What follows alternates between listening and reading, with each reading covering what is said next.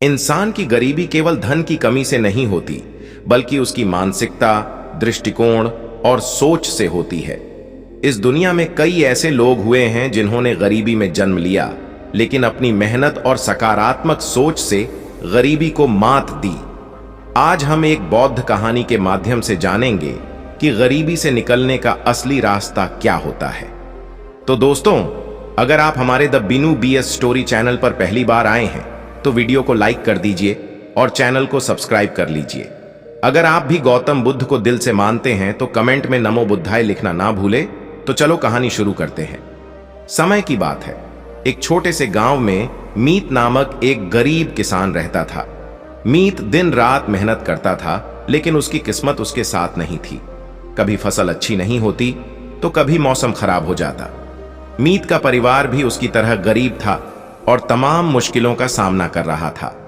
उसकी स्थिति इतनी कठिन हो गई थी कि उसे अपनी गरीबी से बाहर निकलने की उम्मीद भी छूटने लगी थी। एक दिन मीत अपने एक बुजुर्ग दोस्त से मिला। उसने अपनी सारी समस्याएं साझा की और दुखी होकर कहा, मेरे पास कुछ भी नहीं है, मेरी मेहनत बेकार जा रही है, शायद मैं हमेशा गरीब ही रहूंगा। दोस्त ने कुछ देर सोचा और कहा, तुम्हें इस बारे में बुद्ध भिक्षु से बात करनी चाहिए। वे अक्सर कठिन हालात में लोगों की मदद करते हैं, शायद वे तुम्हें सही रास्ता दिखा सकें। मीत ने अपने दोस्त की सलाह मानी और एक दूर के गांव में स्थित बौद्ध मठ का रुख किया। बुद्ध भिक्षु ध्यान में लीन थे और मीत उनके पास जाकर बैठ गया। जब ध्यान समाप्त हुआ तो बुद्ध भिक्षु ने उसकी बातों को ध्यान से सुना और फिर मुस्कुराते हुए बोले, मीत, गरीबी से बाहर आने के लिए तुम्हें पहले अपनी सोच को बदलना होगा। गरीबी सिर्फ धन की कमी नहीं, बल्कि मानसिकता की एक अवस्था है। मीत थोड़ा हैरान हुआ और उसने पूछा, गुरुदेव, मेरी सोच से मेरी गरीबी का क्या संबंध है? मेरे पास धन नहीं है, साधन नहीं है, तो सोच बदलने से क्या होगा? बुद्ध भिक्षु ने कहा, किसी समय की बात है, दो भिक्षु एक यात्रा पर जा रहे थे। रास्ते में उन्हें एक नदी मिली।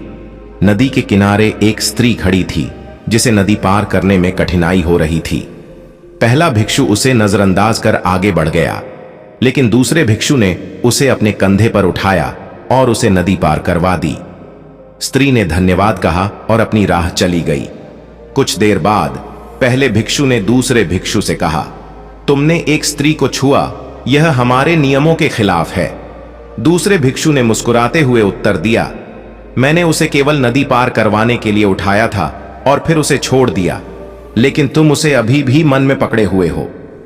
बौद्ध भिक्षु मीत से बोले, यह कहानी हमें सिखाती है कि मन में पुराने विचारों और सीमाओं को पकड़े रखना हमारी प्रगति में रुकावट बनता है। जब तक हम अपने अंदर से नकारात्मकता और पुराने विचारों को नहीं छोड़ते, तब तक हम गरीबी से बाहर नहीं आ सकते।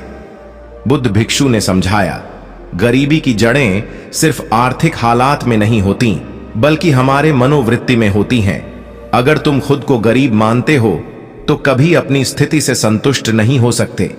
गरीबी से बाहर आने के लिए आवश्यक है कि तुम अपनी क्षमता को पहचानो और उसे निखारो। सबसे पहले अपनी सोच को बदलो। तुम्हें ऐसा सोचना चाहिए कि तुम कुछ भी कर सकते हो। मीत ने पूछा, मैं क्या करूं गुरुदेव? बुद्ध भिक्षु ने कहा, तुम्हें 3 चीजों पर काम करना होगा, मेहनत, धैर्य और सेवा। मेहनत से तुम अपनी क्षमता को निखारोगे, धैर्य से तुम्हें कड़ी परिस्थितियों का सामना करने की शक्ति मिलेगी, और सेवा से तुम्हें यह समझ आएगा कि जीवन में सबसे बड़ा धन किसी की मदद करना है। मीत ने बुद्ध भिक्षु के उपदेश को अपने जीवन में उतारने का संकल्प लिया। अब वह हर काम के प्रति सकारात्मक दृष्टिकोण रखने लगा। वह पहले से भी अधिक मेहनत करता और कठिन परिस्थितियों का सामना धैर्य के साथ करता। साथ ही उसने गांव के अन्य जरूरतमंद लोगों की मदद भी करनी शुरू की, चाहे वह छोटी सी सहायता ही क्यों ना हो। धीरे धीरे मीत की मेहनत और सेवा का फल उसे मिलने लगा।